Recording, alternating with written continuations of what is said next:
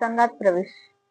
वयाचे 20 वर्षे झाल्याच्या नंतर प्रत्येक राजाला किंवा त्या राजातील पुरुषांना 20 वर्षे झाल्याच्या नंतर संघात प्रवेश घ्यावा लागत होता. तर गौतम बुद्धाला 20 वर्षे झाले होते, त्यामुळे त्यांनाही संघात प्रवेश घ्यायचा होता. म्हणून शुद्धोधन राजाने संघाच्या प्रतिनिधीला सांगितलं की सिद्धार्थ गौतमाला सुद्धा संघात प्रवेश घ्यायचा आहे. त्यानुसार संघाची मीटिंग बोलावण्यात आली आणि एका ठिकाणी सगळे ज्या ठिकाणी बसत होते तिथं बसले आणि त्यांना एक प्रस्ताव मांडला की गौतम बुद्ध सिद्धार्थ गौतम याला संघात प्रवेश घ्यायचा आहे. जर कुणाला हा प्रस्ताव मान्य नसेल तर उठून बोलावे. ह्या विरोधात कोणीही उठलं नाही. त्यामुळे तो व्यक्ती म्हणाला की मी दुसऱ्यांदा प्रस्ताव मांडतो, ह्या विरोधात जर कोणाला बोलायचं असेल तर बोला. दुसऱ्यांदाही कोणी बोललं नाही.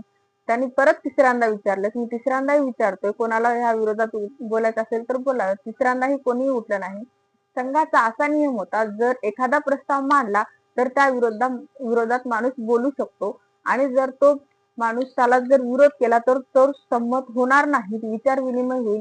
तशा असा होता. तर त्या पद्धतीने असताना सुद्धा गौतम बुद्धाच्या विरोधात कोणी नव्हतं. तो प्रस्ताव सर्व मताने ठराव मंजूर झाला आणि गौतम बुद्ध यांचे साक्षात प्रवेश झाले, संघामध्ये प्रवेश झाले.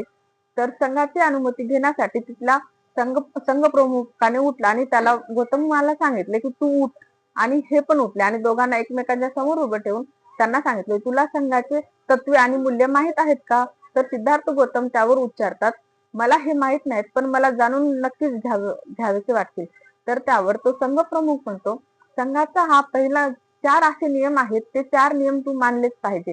पहिला नियम हा आहे, तू संघाचे मन आणि पूर्ण मनाने पूर्ण धैर्याने संघाचे पालन करशील आणि संघाचे नियम मानशील. दुसरा नियम हा आहे, जर तुला जर एखादी गोष्ट किंवा संघाच्या एखाद्या सदस्याचे म्हणणे पटले नाही तर तो न घाबरता प्रभावीपणे व्यक्त करशील. तिसरा असा आहे की तुला जर एखाद्याने संघाच्या मेंबरने जर तुझ्यावर दोषारोपण केले तर तू उठून जाणार नाहीस. आणि चौथा हा आहे की तू संघाच्या सर्व मीटिंगला किंवा संघाच्या सर्व सभांना तू हजर राहिले पाहिजे, नाहीतर हे होणार नाही, असं होतं. आणि नंतर गौतम बुद्धाला सांगितलं की संघाचे काही दुसरे नियमही आहेत, जर ते पालन केले नाही तर तू त्या संघात राहणार नाहीस. तर गौतम बुद्ध म्हणले ठीक आहे, चला तुम्ही हेही सांगा. तर त्यावर हा होतं की तू संघाचे एकही मीटिंग जर सभासद जर तू पाळले नाही, जर तू आला नाही तर तू संघात राहू शकणार नाही. दुसरा आहे, जर तुझ्यावर कोणी दोषारोपण केले आणि तो जर गुन्हा सिद्ध झाला तर तू त्या संघात राहणार नाही. आणि तिसरा नियम हा होता की तुम्ही जर खोटी साक्ष दिली आणि